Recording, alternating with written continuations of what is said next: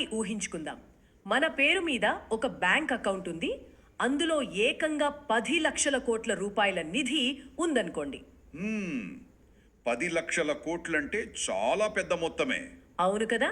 పైగా ప్రతి ఏడాది ఖర్చులన్నీ పోను అందులో అదనంగా 1,20,000 కోట్ల రూపాయలు వచ్చి చేరుతున్నాయి.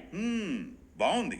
కానీ ఆ డబ్బుకు అసలైన హక్కుదారులకు మాత్రం రోజుకు కేవలం 30 రూపాయలు చేతికిస్తూ మా దగ్గర డబ్బు లేదు, మిమ్మల్ని పోషించలేము అని చెబితే ఎలా ఉంటుంది? వినడానికి ఏదో పెద్ద స్కామ్ లాగా అనిపిస్తుంది కదా. ఖచ్చితంగా. కానీ ఇది స్కామ్ కాదండి. మన దేశంలో దశాబ్దాల పాటు కష్టపడి పనిచేసిన లక్షలాది మంది పెన్షనర్లకు ఈపీఎఫ్ఓ ఇస్తున్న చేదు నిజమిది. నిజమే. ఈనాటి ఈ లోతైన విశ్లేషణలో ఈపీఎఫ్ఓ వార్షిక నివేదికలు, అలాగే వార్తా కథనాలు, కార్మిక సంఘాల పోరాటాల ఆధారంగా ఈ కనీస పెన్షన్ల పెంపు వెనుకున్న కసలు కథను మనం విడమర్చి చూద్దాం. తప్పకుండా. ఇక్కడ మనం అర్థం చేసుకోవాల్సిన అత్యంత కీలకమైన విషయం ఏంటంటే ఇది కేవలం ఒక సంస్థ ఆర్థిక నివేదికల గురించో లేక లెక్కల పద్ధతుల గురించో కాదండి. మరి దేని గురించి అంటారు? ఒక దేశ ఆర్థిక వ్యవస్థను తమ భుజాలపైన మోసిన సామాన్య కార్మికులకు వృద్ధాప్యంలో దక్కాల్సిన గౌరవం గురించి. ఒకవైపు పెన్షనర్ల హృదయ విదారకమైన జీవన పోరాటం ఉంటే, మరోవైపు ఈపీఎఫ్ఓ చెబుతున్న సాంకేతిక మరియు ఆర్థిక విశ్లేషణలు ఉన్నాయి. అంటే ఈ రెండింటి మధ్య చాలా పెద్ద వ్యత్యాసం ఉందంటారా? అవునండి. ఆ భయంకరమైన అగాధాన్ని మనం ఈరోజు చాలా విపులంగా చర్చించబోతున్నాం. సరే, ఆ అగాధం ఎంత పెద్దదో అర్థం చేసుకోవడానికి ఈపీఎఫ్ఓ తాజా వార్షిక నివేదికనే మనం ప్రాతిపదికగా తీసుకుందాం. నేను ఆ నివేదికను చూసినప్పుడు అందులోని అంకెలు నిజంగా నన్ను దిగ్భ్రాంతికి గురిచేశాయి. అవును, ఎవరికైనా అలాగే అనిపిస్తుంది. ఫండ్లో ఉన్న డబ్బు స్థాయి ఒక ఎత్తైతే, ఆ డబ్బును సమకూర్చిన అసలు లబ్ధిదారులకు అందుతున్న మొత్తం మరో ఎత్తు కదా. ఇక్కడ ప్రధానంగా ఈపీఎస్ పెన్షనర్ల గురించి చూద్దాం. ఈ నివేదికల వెనుక ఉన్న అసలు నిజాలేమిటో కాస్త వివరిస్తారా? తప్పకుండా. ఆ 2024-25 వార్షిక నివేదిక డేటాలకు నేరుగా వెళితే మొత్తం ఈపీఎస్ పెన్షనర్ల సంఖ్య సుమారు 81,48,000 మందికి పైనే ఉన్నారు. 80 లక్షలకు పైగా. అవును. ఇందులో ఆందోళన కలిగించే విషయం ఏంటంటే వీరిలో దాదాపు 45.19% మంది అంటే అక్షరాల 36,82,000 మందికి పైగా నెలకు కేవలం 1,000 రూపాయలు లేదా అంతకంటే తక్కువ పెన్షన్తో బతుకుతున్నారు. వామ్మో, నెలకు 1,000 రూపాయలు అంటే ఆ రోజుకు దాదాపు 33 రూపాయలు మాత్రమే కదా. అంతే కదా, రోజుకి 33 రూపాయలు మాత్రమే. ఆ లెక్క వింటుంటేనే చాలా భయంకరంగా ఉంది. ఈ రోజుల్లో 30 రూపాయలతో కనీసం ఒక పూట టీ బిస్కెట్ కూడా రావు. కరెక్ట్. పైగా ఈ వయస్సులో ప్రతి ఒక్కరికి మందుల ఖర్చులే వేలల్లో ఉంటాయి. అలాంటప్పుడు దశాబ్దాలుగా పనిచేసిన వారికి ఈ 30 రూపాయలు ఏ మూలకు సరిపోతాయి చెప్పండి? నిజమే. ఆ పరిస్థితి అక్కడితో ఆగిపోలేదండి. నెలకి 1,500 రూపాయల లోపు పెన్షన్ పొందుతున్నవారు ఇంకో 15.14% మంది ఉన్నారు. అంటే సగానికి పైగా జనాభా పరిస్థితి ఇంతేనా? అవును. సగటున ఒక మెంబర్కి ఈపీఎఫ్ఓ ఇస్తున్న పెన్షన్ కేవలం 2,573 రూపాయలు మాత్రమే. ఒకవేళ ఆ మెంబర్ చనిపోతే వాళ్ళ జీవిత భాగస్వామికి వచ్చే పెన్షన్ సగటున 1,740 రూపాయలు. అబ్బా, చాలా దారుణం. ఈ అంకెలు మన వ్యవస్థలోని సామాజిక భద్రత ఎంత డొల్లగా ఉందో నగ్నంగా చూపిస్తున్నాయి. ఇక్కడే నాకు ఒక పెద్ద సందేహం వస్తుంది.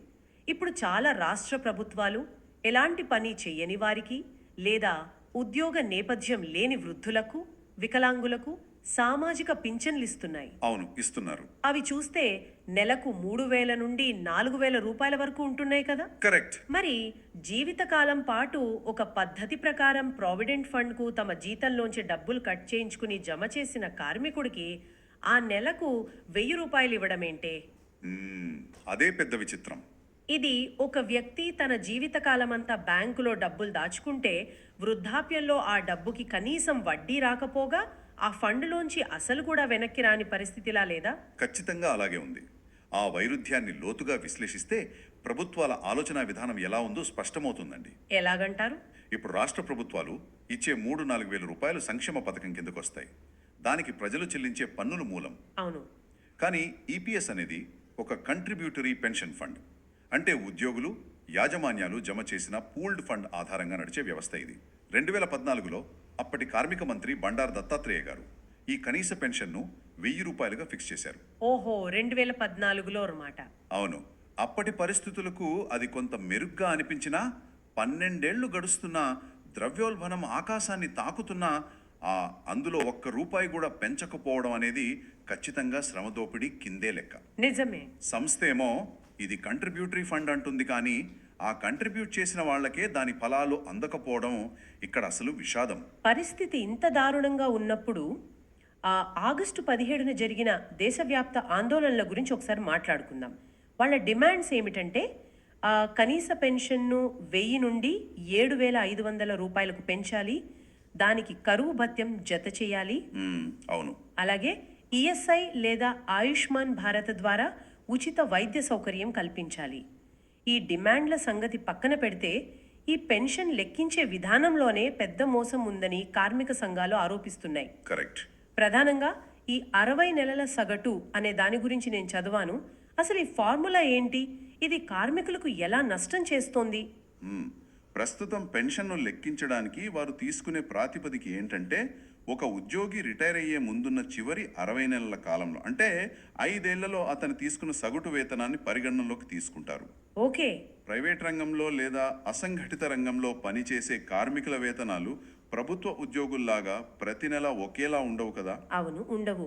ఆ 5 ఏళ్లలో ఏవో అనారోగ్య కారణాల వల్ల లేదా ఫ్యాక్టరీలో పనులు నిలిచిపోవడం వల్ల కొన్ని నెలలు జీతం రాకపోవచ్చు లేదా తక్కువ రావచ్చు. ఆ హెచ్చు తగ్గులన్నీ కలిపి యావరేజ్ తీసినప్పుడు ఫైనల్గా వచ్చే పెన్షన్ ఆటోమేటిక్గా భారీగా పడిపోతుంది. అరేరే, దీన్ని వింటుంటే నాకు ఒక విషయం గుర్తొస్తోంది. ఒక వ్యక్తి 100 మీటర్ల పరుగు పందెంలో పాల్గొన్నాడు అనుకుందాం. అతను మొదటి 90 మీటర్లు సాధారణ వేగంతో పరిగెత్తినా ఆ చివరి 10 మీటర్లు అత్యంత వేగంగా తన శక్తి కొద్దీ పరిగెత్తి ఫినిషింగ్ లైన్ టచ్ చేశాడు. సరే, ఇప్పుడు అతనికి మెడల్ ఇవ్వాలంటే ఆ రేసు ముగిసిన చివరి సెకండ్ల వేగాన్ని బట్టి ఇవ్వాలి, కానీ లేదు లేదు, నువ్వు మొదటి నుంచి పరిగెత్తిన సగటు వేగం లెక్కించి ఇస్తాము, నీ యావరేజ్ స్పీడ్ తక్కువ ఉంది కాబట్టి నీకు మెడల్ లేదు అన్నట్లుగా ఉంది ఈ వ్యవహారం. అది పర్ఫెక్ట్ అనాలజీ అండి. యావరేజ్ చేయడం వల్ల ఎప్పుడూ లబ్ధిదారుడికే నష్టం జరుగుతుంది. అంతే కదా. అందుకే కార్మిక సంఘాలు ప్రభుత్వ ఉద్యోగాల తరహాలో లాస్ట్ డ్రాన్ శాలరీ, అంటే పదవీ విరమణ చేసే నాటికి వారి చివరి వేతనం ఎంతైతే ఉందో దాన్ని మాత్రమే ప్రాతిపదికగా తీసుకుని అందులో 50% పెన్షన్గా ఇవ్వాలని డిమాండ్ చేస్తున్నాయి. అది చాలా న్యాయమైన డిమాండ్ లాగే అనిపిస్తుంది. దీనికి తోడు 2014 తర్వాత ప్రవేశపెట్టిన ప్రోరేటా విధానం మరొక పిడుగులాంటిది. అవును, ఈ ప్రోరేటా విధానం గురించి చాలా ఆరోపణలు వింటున్నాం. అసలు దీని సామాన్యులకు అర్థమయ్యేలా ఎలా చెప్పొచ్చు? దీనివల్ల పెన్షన్ ఎందుకంత దారుణంగా పడిపోతోంది? చాలా సులభంగా చెప్తాను. ఒక కార్మికుడు 30 ఏళ్ల పాటు ఒకే సంస్థలో పనిచేశాడు అనుకుందాం. సరే. మామూలుగా అయితే ఆ మొత్తం 30 ఏళ్ల సర్వీస్ను ఒకే బేసిస్ మీద చూసి పెన్షన్ లెక్కించాలి. కానీ ఈపీఎఫ్ఓ ఏం చేస్తుందంటే ఆ 30 ఏళ్ల సర్వీస్ను 2014 సెప్టెంబర్ 1కి ముందు, ఆ తర్వాత అని 2 ముక్కలుగా విడగొడుతుంది. ఇలా మధ్యలో విడగొట్టడం ఎందుకు? అదే వాళ్ళ లెక్క. 2014కు ముందున్న కాలానికి అప్పటి వేతన పరిమితి అయిన 6,500 రూపాయల ప్రకారం ఒక లెక్క కడతారు. ఆ తర్వాత ఉన్న కాలానికి పెంచిన వేతన పరిమితి 15,000 రూపాయల ప్రకారం మరో లెక్క కడతారు. ఓహో. ఇలా ముక్కలు చేసి 2 వేర్వేరు ఫార్ములాలు వాడటం వల్ల ఆ కార్మికుడు కట్టిన అసలు కంట్రిబ్యూషన్తో సంబంధం లేకుండా ఫైనల్గా వచ్చే పెన్షన్ అమౌంట్ సగానికి సగం తగ్గిపోతుంది. వామ్మో, సగానికి సగం తగ్గిపోతుందా? అవునండి. ఒకే జీవితకాలం పనిచేసిన వ్యక్తి సర్వీస్ను కేవలం ఒక కట్ ఆఫ్ డేట్ పెట్టి 2గా చీల్చడం అనేది చట్టబద్ధంగా కనిపించినా నైతికంగా ఇది తీవ్రమైన న్యాయం. అంటే నిబంధనల పేరుతో అటు పెన్షన్ తగ్గుతోంది, ఇటు 12 ఏళ్లుగా కనీస పెన్షన్ పెరగలేదు. దీనికి తోడు ఇప్పుడు వేతన పరిమితిని 15,000 నుండి 25,000కో లేదా 30,000కు పెంచాలన్న ప్రతిపాదనలు కూడా వస్తున్నాయి. అవును.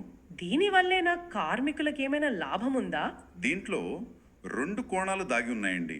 వేతన పరిమితిని పెంచడం వల్ల తక్షణమే జరిగేది ఏంటంటే పిఎఫ్ కటింగ్ ఎక్కువ అవుతుంది కాబట్టి ఉద్యోగి చేతికొచ్చే టేక్ హోమ్ సాలరీ తగ్గుతుంది. అవును, కటింగ్స్ ఎక్కువైపోతాయి.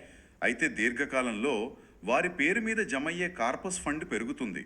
భవిష్యత్తులో ఇళ్లు కట్టుకోవడానికో, పిల్లల పెళ్లిళ్లకో, అడ్వాన్సులు తీసుకోవడానికి లేదా రిటైర్మెంట్ తర్వాత మెరుగైన భద్రత దొరుకుతుందన్నది దీని ఉద్దేశం. వినడానికి బాగానే ఉంది. కానీ వాస్తవం ఏంటంటే కనీస పెన్షనే 1000 రూపాయల దగ్గర ఆగిపోయినప్పుడు ఈ వేతన పరిమితి పెంపు వల్ల వచ్చే భవిష్యత్తు లాభం నేటి పెన్షనర్లకు ఏమాత్రం ఊరటనివ్వదు. సరే, ఇక్కడ అసలు పాయింట్కి వద్దాం. ఈ కనీస పెన్షన్ను 1000 నుండి కనీసం 5000కో లేదా వాళ్ళు అడిగినట్లు 7500కో పెంచడానికి ఈపీఎఫ్ఓ దగ్గర నిజంగా నిధులు లేవా? వాళ్ళ నివేదికలు ఏం చెబుతున్నాయి? నిధులు లేవని ఎవరు చెప్పారు? అంటే నేను చూసిన డేటా అయితే నన్ను పూర్తిగా ఆశ్చర్యానికి గురి చేసింది.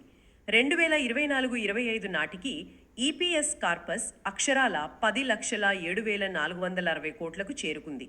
అంటే 10 లక్షల కోట్లకు పైనే. కరెక్ట్. ఆ ఒక్క సంవత్సరంలోనే వచ్చిన మొత్తం రషీదులు సుమారు 1,48,000 కోట్లు. కానీ వాళ్ళు పంపిణీ చేసిన పెన్షన్ మరియు విత్డ్రాల్స్ అన్నీ కలిపినా అయిన ఖర్చు కేవలం 27,963 కోట్లు మాత్రమే. అంతే. అంటే ఆ ఒక్క ఏడాదే సంస్థ దగ్గర సుమారు 1,20,000 కోట్ల రూపాయలు మిగిలాయి. అవును, ఆ డేటాయే సంస్థ దగ్గర నిధుల కొరత ఏమీ లేదన్న వాస్తవాన్ని కొండబద్దలు కొడుతోంది కదా. వాళ్ళ దగ్గర ఉన్నది 1000 కోట్లు కాదు, లక్షల కోట్లు. ప్రతి ఏటా బ్యాలెన్స్ షీట్లో భారీగా మిగులుతోంది. మరి పెన్షన్ ఎందుకు పెంచట్లేదు? ఇక్కడే అసలు ట్విస్ట్. ఎప్పుడైతే కార్మిక సంఘాల నుంచి పెన్షన్ పెంచాలన్న డిమాండ్ వస్తుందో అప్పుడు ఈపీఎఫ్ఓ వెంటనే యాక్చువేరియల్ లోటు అనే ఒక బ్రహ్మాస్త్రాన్ని ప్రయోగిస్తోంది. ఉదాహరణకు 2018-19 రిపోర్ట్లో ఫండ్లో 39,000 కోట్ల లోటు ఉన్నట్లు చూపించారు. ఇదెలా సాధ్యమండి? ఖర్చులు పోను ప్రతి ఏటా లక్షల కోట్లు మిగులుతున్నప్పుడు ఈ లోటు అనే మాట ఎక్కడి నుంచి ఊడిపడింది? ఇదెలా ఉందంటే నా జేబులో ₹1,00,000 క్యాష్ పెట్టుకుని రేపు 10 లక్షలు అప్పు అవుతుందేమో అన్న ఊహాజనిత భయంతో ఈరోజు కనీసం కడుపు నిండా అన్నం తినకుండా పస్తులున్నట్లుగా లేదా? నిజమే. అసలు ఈ యాక్చువరియల్ లోటు అంటే ఏంటో కాస్త వివరిస్తారా? ఆ పదంలోనే గారడి అంతా దాగుందండి. యాక్చువేరియల్ లోతు అంటే ఈరోజు వాస్తవంగా ఉన్న డబ్బు కొరత ఏమీ కాదు. ఇది పూర్తిగా భవిష్యత్తు అంచనా. అంటే భవిష్యత్తులో రాబోయే ఖర్చు అంటారా? ఒకే రోజు రిటైర్ అయిపోయి అందరూ ఒకేసారి తమ డబ్బులు పెన్షన్ అడిగితే తలెత్తే అంచనా లోటు. ఓహో, అలాగా. అయితే ఇక్కడ మనం గమనించాల్సిన పెద్ద టెక్నికల్ స్కామ్ ఒకటి ఉంది. అరే, టెక్నికల్ స్కామా? అదేంటి? దయచేసి వివరంగా చెప్పండి. ఈపీఎఫ్ఓ డేటాబేస్లోని లోపమే ఆ టెక్నికల్ స్కామ్. లక్షలాది మంది సభ్యుల డేటాలో వాళ్ళ సరైన వయస్సు, ఎప్పుడు ఉద్యోగంలో చేరారు, ఎప్పుడు ఎగ్జిట్ అయ్యారు లాంటి కనీస వివరాలు అప్డేట్ కాలేదు. అయ్యో, కనీస వివరాలు కూడా లేవా? లేవండి. అసంపూర్ణ సమాచారం ఉన్న ఆ డేటాబేస్ను ఒక సాఫ్ట్వేర్కు ఇస్తే అదేం చేస్తుంది? వర్స్ట్ కేస్ సినారియోను, అంటే అత్యంత ప్రతికూల పరిస్థితులను అంచనా వేస్తుంది. అంటే ఎలా? వయస్సు తెలియని వాళ్ళందరూ రేపే రిటైర్ అయిపోతున్నారని, అందరికీ రేపే పెన్షన్ కట్టాలని అది లెక్కలు వేస్తుంది. ఈ అసంపూర్ణ డేటా వల్లే ఈ అంచనా లోటు ఇంత భయంకరంగా కనిపిస్తుందని నిపుణులు ఎప్పటి నుంచో ఘోషిస్తున్నారు. అంటే సిస్టమ్ లోపం అన్నమాట. అవును, ఆ డేటాను సరిచేసి ఎగ్జిట్ డేట్స్ అప్డేట్ చేస్తే ఈ లోటు మాయమవుతుందని, అప్పుడు పెన్షన్ పెంచడానికి నిధుల సమస్య ఉండదని వారు విశ్లేషిస్తున్నారు. అంటే తమ దగ్గర ఉన్న ఐటీ సిస్టమ్ లోపాన్ని, డేటా మేనేజ్మెంట్ వైఫల్యాన్ని సరిదిద్దుకోకుండా దాన్ని సాకుగా చూపిస్తూ ఈరోజు నిజంగా ప్రాణాలతో కొట్టుమిట్టాడుతున్న పెన్షనర్లకు డబ్బులు లేవని చెప్పడం చాలా దారుణమైన విషయం అండి. ఖచ్చితంగా. ఇక ఈ కనీస పెన్షన్ల సంగతిలా ఉంటే ఇటీవల సుప్రీంకోర్టు తీర్పు నేపథ్యంలో తెరపైకి వచ్చిన అధిక వేతనంపై పెన్షన్ వివాదం ఈ సమస్యను మరింత క్లిష్టంగా మార్చింది కదా. అవును, ఈ హయ్యర్ పెన్షన్ అంశం చాలా చర్చనీయాంశమయ్యింది. దీనిపై ఈపీఎఫ్ఓ సీఈఓ రమేష్ కృష్ణమూర్తి గారు రీసెంట్గా చేసిన వ్యాఖ్యలు చాలా చర్చకు దారితీశాయి. ఆయన ఏమన్నారంటే అధిక పెన్షన్ పొందే ఒక్కో వ్యక్తికి అదనంగా దాదాపు 25 లక్షల రూపాయలు ఫండ్ నుంచి చెల్లించాల్సి వస్తోందని ఆయన ఒక బాంబు పేల్చారు. ఆ స్టేట్మెంట్ వెనుకున్న మర్మాన్ని అర్థం చేసుకోవాలంటే ఫండ్ మెకానిజం తెలియాలండి. ఆయన ప్రధానంగా లేవనెత్తిన పాయింట్ ఏంటంటే ఈ ఈపీఎస్ అనేది ఒక పూల్డ్ ఫండ్. అంటే నేటి తరం కార్మికులు కడుతున్న డబ్బుతోనే నేటి పెన్షనర్లకు డబ్బులు ఇస్తుంటారు. దీన్నే ఆర్థిక పరిభాషలో ఇంటర్ జనరేషనల్ ఈక్విటీ అంటారు. ఇది ప్రభుత్వ ఖజానా నుంచి వచ్చే నిధి కాదు కాబట్టి దీన్ని చాలా జాగ్రత్తగా కాపాడుకోవాల్సిన బాధ్యత సంస్థపై ఉంటుంది. ఇక్కడే ఆయన ఒక ఆసక్తికరమైన పదం వాడారు. కొందరికి ఎక్కువ పెన్షన్ ఇవ్వడం కోసం ఫండును ఖాళీ చేస్తే ఆ భవిష్యత్తులో రిటైర్ అయ్యే మిగతా 10-20 మందికి అన్యాయం జరుగుతుందని చెబుతూ రాబ్ పీటర్ టు పేపాల్, అంటే ఒకరిని దోచుకుని మరొకరికి ఇవ్వలేము అని ఆయన అన్నారు. అవును, అలా అన్నారు. అందుకే అధిక పెన్షన్ విండోను మళ్లీ తెరిచే ఉద్దేశం లేదని తేల్చి చెప్పారు. పైకి వినడానికి ఆయన వాదనలో ఫండును కాపాడాలనే బాధ్యత కనిపిస్తోంది కదా. మొదటి చూపులో అది బాధ్యతలాగే కనిపిస్తుందండి.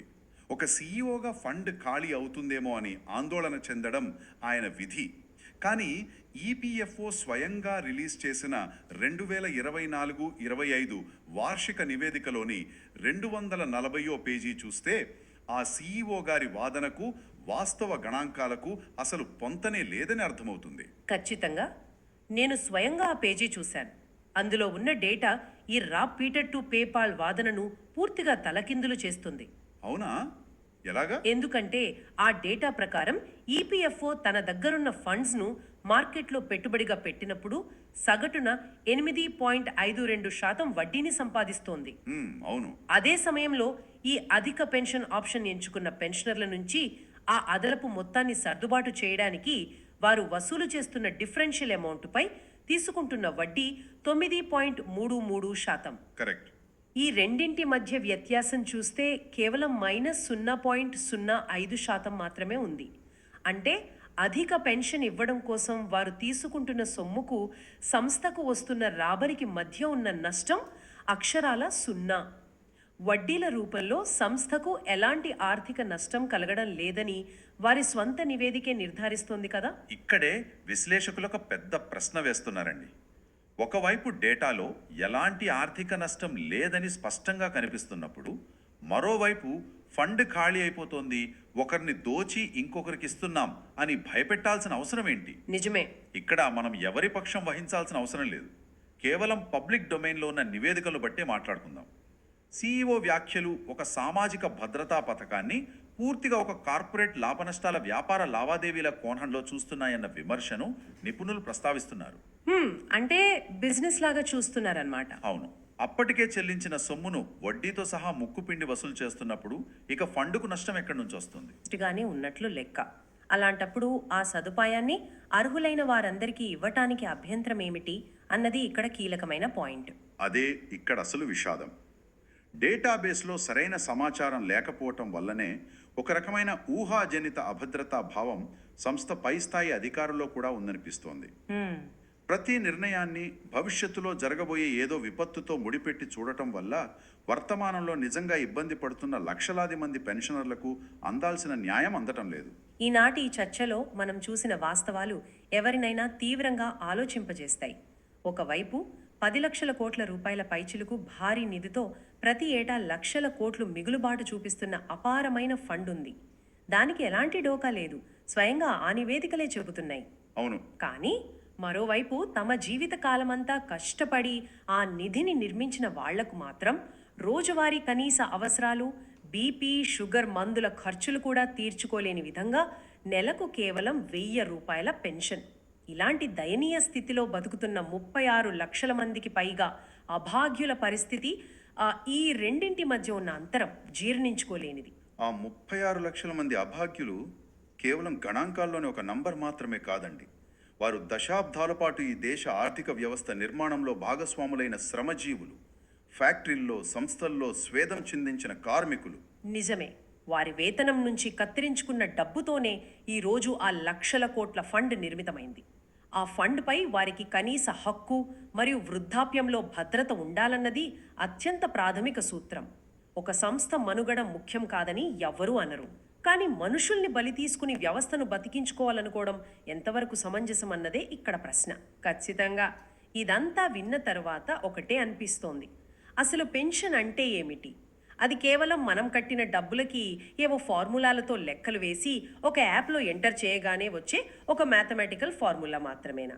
లేక ఒక దేశ నిర్మాణంలో దశాబ్దాల పాటు రక్తాన్ని, చెమటను చిందించిన పౌరులకు కనీసం చనిపోయే ముందు వృద్ధాప్యంలో గౌరవప్రదంగా జీవించే హక్కును కల్పించే సామాజిక భద్రతా బాధ్యత? ఆలోచించాల్సిన విషయమే. భవిష్యత్తులో ఎప్పుడో రాబోయే అంచనా లోటు పేరుతో, అసంపూర్ణమైన సాఫ్ట్వేర్ లెక్కల పేరుతో ఈ న్యాయబద్ధమైన హక్కును ఇంకెంతకాలం కాలరాస్తారు? సామాజిక భద్రత అనేది బ్యాలెన్స్ షీట్లలో లాభ నష్టాలు చూసుకునే పద్దు కాదు. అది మనుషుల జీవితాలకు భరోసానిచ్చే ఒక జీవనాడి. అంతే కదా. కార్మికులు తమ యవ్వనమంతా ధారపోసి ఆశించిన ఆ ప్రశాంతమైన రిటైర్మెంట్ ఎప్పటికైనా వాస్తవ రూపం దాల్చుతుందా, లేక అది కేవలం ఒక తీరని కలగానే మిగిలిపోతుందా అన్నది ఎవరికి వారే లోతుగా విశ్లేషించుకోవాల్సిన సమయం ఇది. ఈనాటి ఈ లోతైన విశ్లేషణను ఇక్కడితో ముగిస్తున్నాం.